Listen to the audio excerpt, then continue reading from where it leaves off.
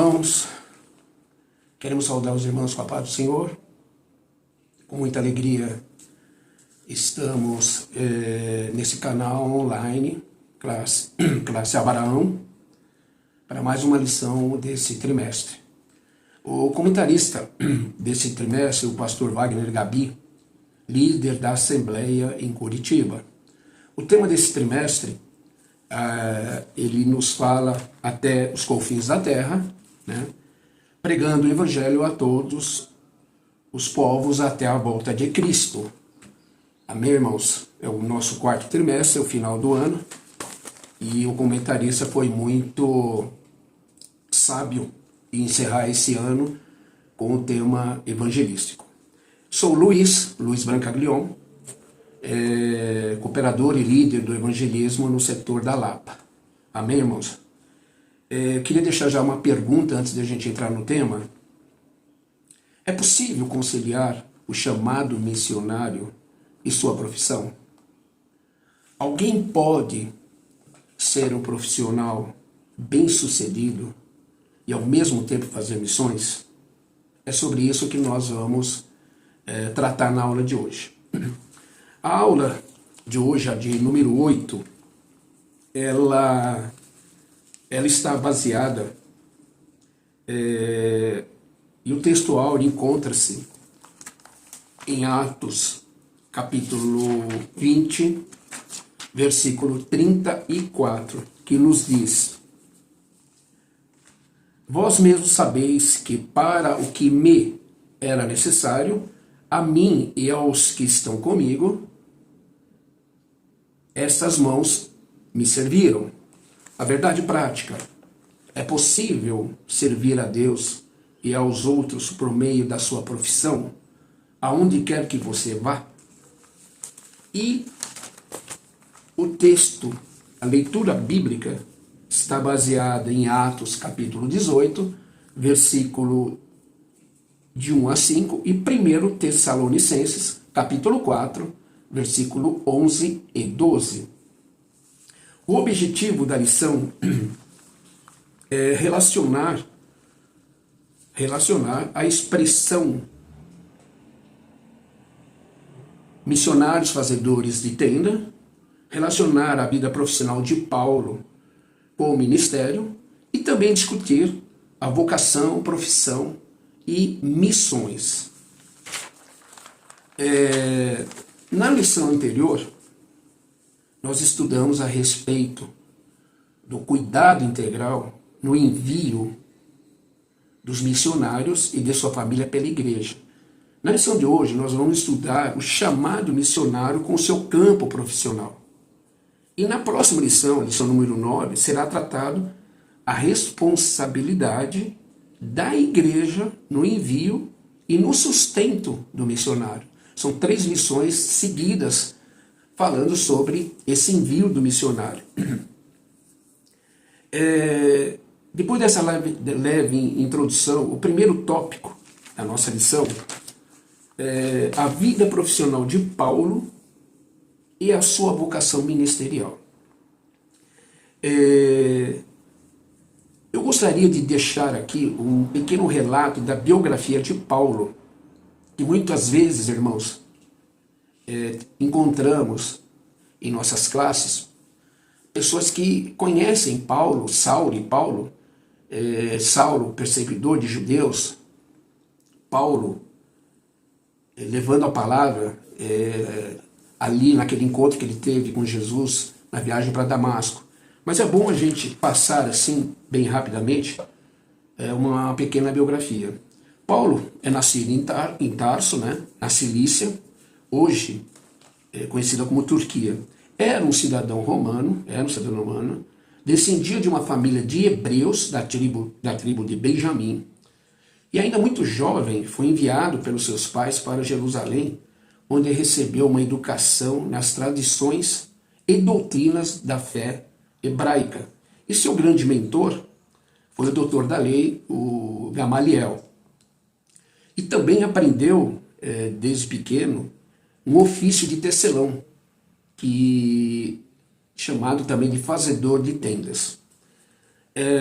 Paulo, né, como um cidadão romano, o que lhe conferia naquela época uma situação legal e privilegiada. E na qualidade de membro do concílio, do Sinédrio, Paulo assumiu uma posição importante na perseguição dos cristãos. E também recebeu, naquela época, autoridade oficial para liderar as perseguições, como membro, né? E ele também tinha o voto a favor da morte dos cristãos. E após a sua conversão, Paulo, né, a caminho de Damasco, todo mundo conhece essa passagem, ele ficou cego por 3 dias, né? Recebeu, naquela época, lá em Damasco, a visita de Ananias, ou quem o batizou, né? E foi nessa mesma cidade onde ele iniciou a sua obra evangelística, né?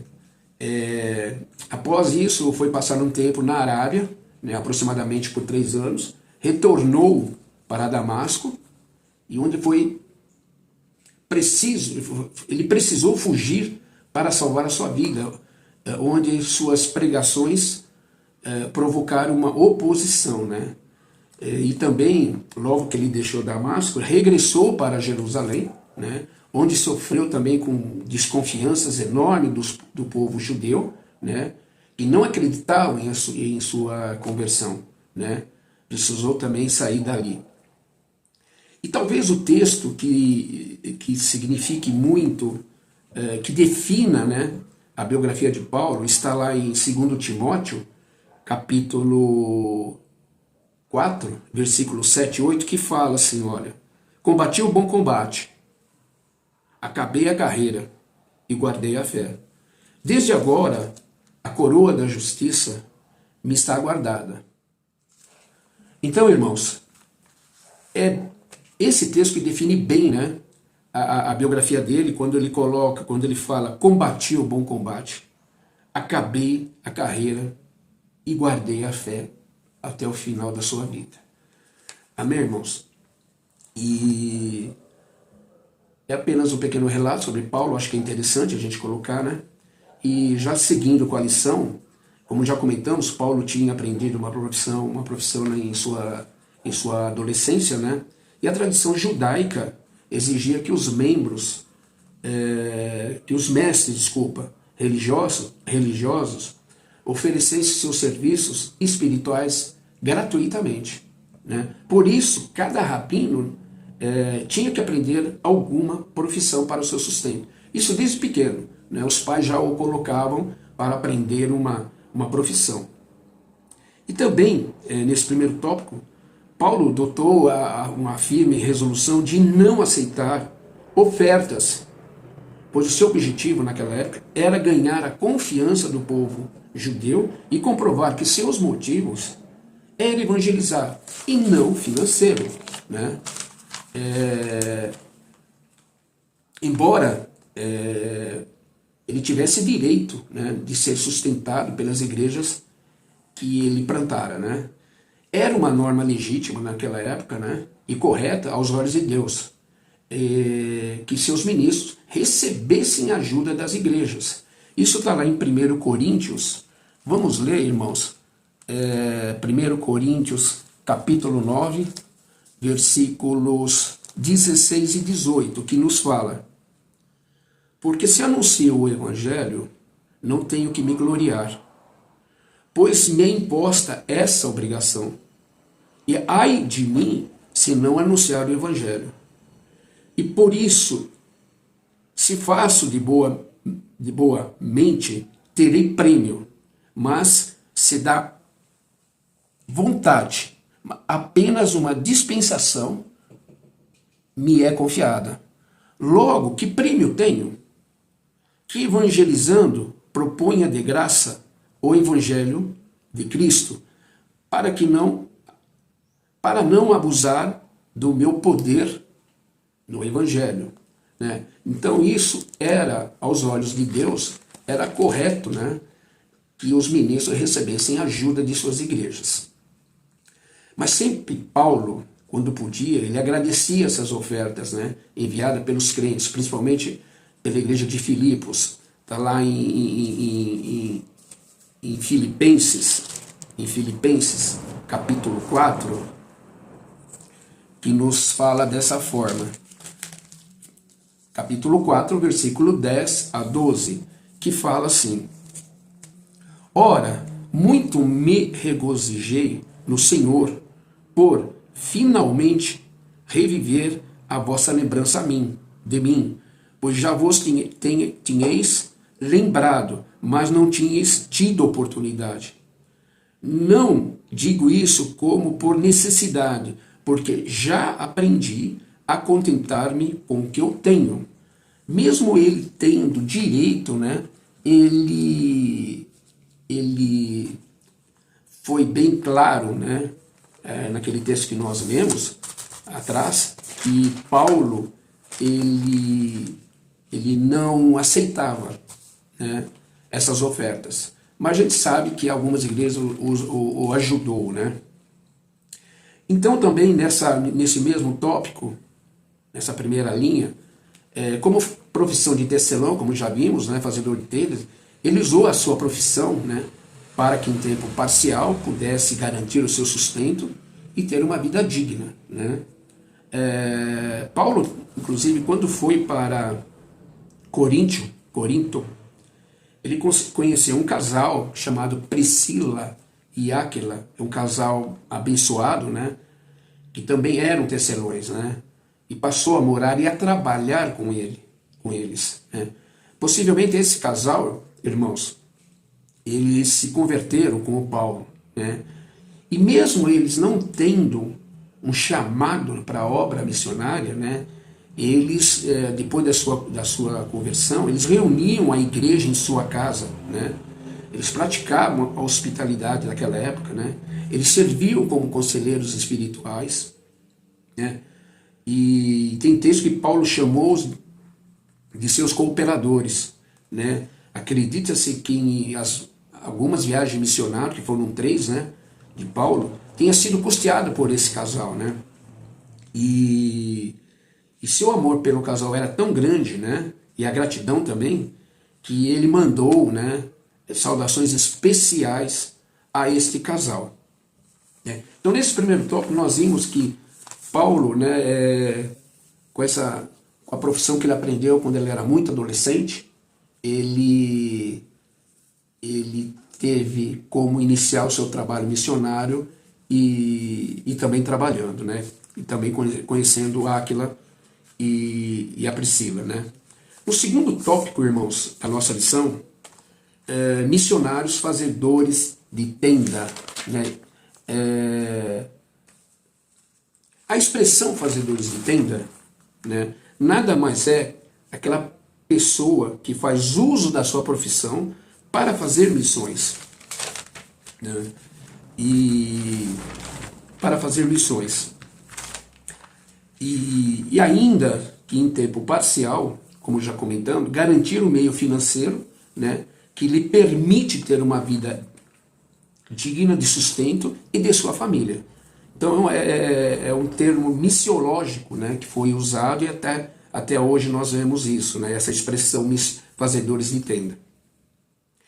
Agora, mas tem um aspecto que eu gostaria de deixar claro, que não estamos dizendo que o missionário não possa receber ofertas, como Paulo recebeu, enviadas pelas suas igrejas e voluntários. A palavra de Deus, ela sempre prezou pelo trabalho do homem, e nunca defendeu que nós tivéssemos uma vida de preguiça, de preguiçosa, né? E na época, os judeus, os filhos, né, de judeus, muito pequenos, ainda adolescentes, né, eles tinham que aprender alguma profissão para o seu sustento, né. Irmãos, poder trabalhar numa área profissional e fazer disso uma porta de entrada no Evangelho é um privilégio para todos. É um privilégio para todos, né.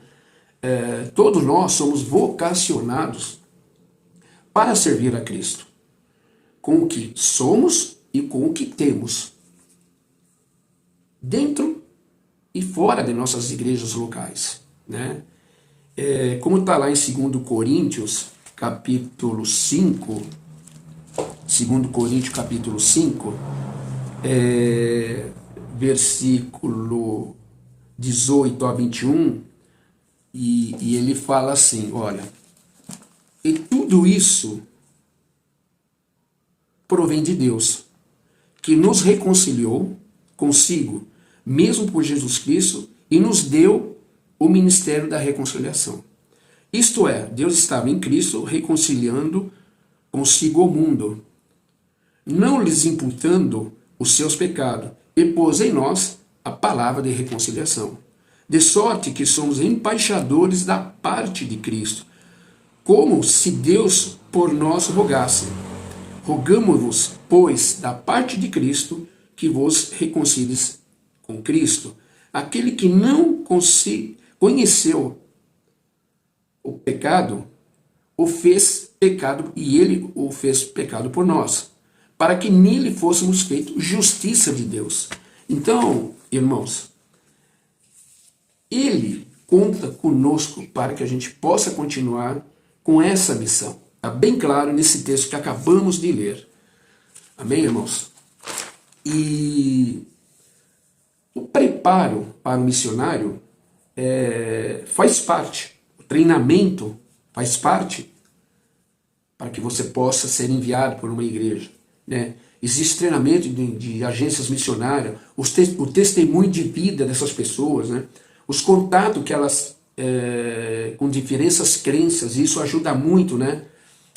A você entrar no país, né? Menos custo para as igrejas, a realização profissional dessa pessoa, né? O alcance evangelístico, o desafio. Por meio desse contexto, né, profissional, a vocação, isto trará resultados gloriosos para o reino do Senhor. Nós temos um exemplo do país Nepal. Se vocês procurarem, vocês vão achar lá na Ásia. Eles saíram de 0 para 1 milhão de cristãos naquele país, em 60 anos. Né? Não havia, há 60 anos atrás, não havia a presença de cristãos. Né? E com o avanço naquela época tecnológico, abriu-se as portas. Né? Eles abriram as portas para diversos profissionais naquela época, principalmente para engenheiros, médicos, na parte de ciência florestal, né? E houve essa abertura, essa porta para que os profissionais pudessem entrar. E essa oportunidade, as agências missionárias abriu, né, para que essas pessoas pudessem entrar lá. A única exigência do governo naquela época era que eles proibiam de qualquer atividade religiosa, né? E eles podiam até ser presos naquela época e ser deportados, né? A oportunidade naquela época foi aberta, né, para profissionais, missionários, né, enviados pelas agências, né, e com esses testemunhos, né, o evangelho começou a se propagar, e a cultura naquela época foi estabelecida. Hoje são mais de 1 milhão de cristãos naquele país, né. E já entrando no final do terceiro tópico, vocação, profissão e missões. Irmãos, Deus é quem chama e capacita, comissiona e habilita o cristão.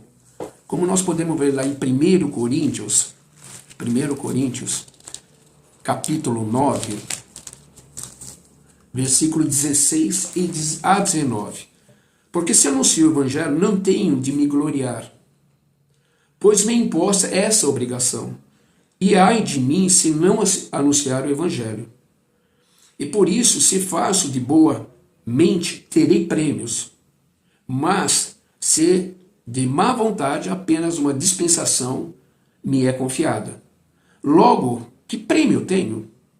Que evangelizando proponha de graça o evangelho de Cristo, para não abusar do meu poder do evangelho. Então, irmãos, quem chama, capacita, comissiona e habilita o cristão é Deus. Né? Tá bem claro. As oportunidades são imensas, né? Para que venhamos a nos envolver com os trabalhos em nossas igrejas locais. A igreja local, ela tem uma responsabilidade muito grande, né, de achar alguém já capacitado para que ele possa ser enviado, né? A vocação, ela tem uma origem divina, né? O chamado é graça e envio também, né? Temos aí um exemplo de Jeremias quando ele foi chamado, está lá em Jeremias capítulo 1, versículo 4 a 10, a chamada de Jeremias, né? A vocação também é um chamado, né? Deus, quem chama, envia, né? A iniciativa é toda dele, quando ele chama, ele capacita, ele comissiona, ele habilita, né? E cabe a nós apenas dizer sim para essa chamada, né? Porém, Deus também ele respeita, né, a escolha, a vontade que fazemos, pois ele nos dotou de intelecto, né? E de tomar decisões, o livre-arbítrio, né? Seria desrespeitar o livre-arbítrio dele, ele estaria violando, né, a sua própria lei, que está fundamentada, né, no princípio do amor. Está lá em 1 Coríntios, capítulo 9, versículo 23, que fala: e eu faço isso por causa do Evangelho, para ser também participante dele. Amém? Então, quando ele chama, como já falei, a nossa parte é responder dizendo sim e confiar nele, né? Nós temos também, na passagem de Marcos, capítulo 3, versículo 13 a 19, vocês também podem procurar, a escolha dos 12 discípulos. Ali nós podemos dizer que eles estavam prontos para a missão? Ao contrário, todos corriam o risco naquela época de fracassar, mas o segredo era confiar, né, naquele que o chamou, que foi Jesus. Ele capacitou e enviou os discípulos, né? Por isso nós não temos que temer, né? Ele mesmo que nos dá condições para realizar nossas tarefas. Amém, irmãos? Não por acaso, Paulo foi um homem de fé, né? Obediente e comprometido com o seu chamado, né? Ele compreendeu que a mensagem e a vida de Jesus eram para serem experimentadas por cada cristão e anunciada aos outros, né? A Bíblia menciona homens como Isaías, Davi, Jeremias, João Batista, cujas profissões foram escolhidas por Deus para um fim específico, um ofício consagrado, né? A importância do trabalho da igreja local é identificar e descobrir, como já colocamos, vocação de irmão, chamado para a obra missionária.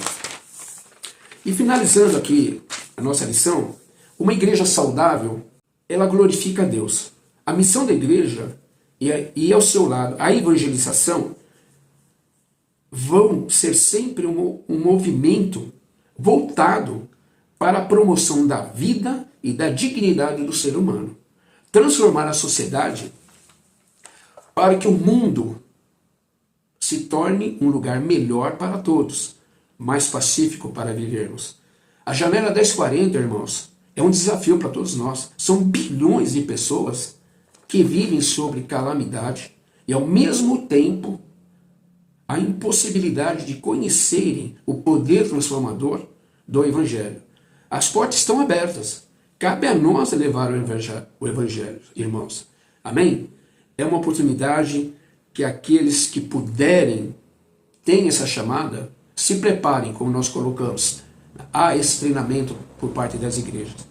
Irmãos, eu quero, nesse momento, agradecer a oportunidade de cooperar com o ensino e possa trazer subsídio para as aulas dos irmãos.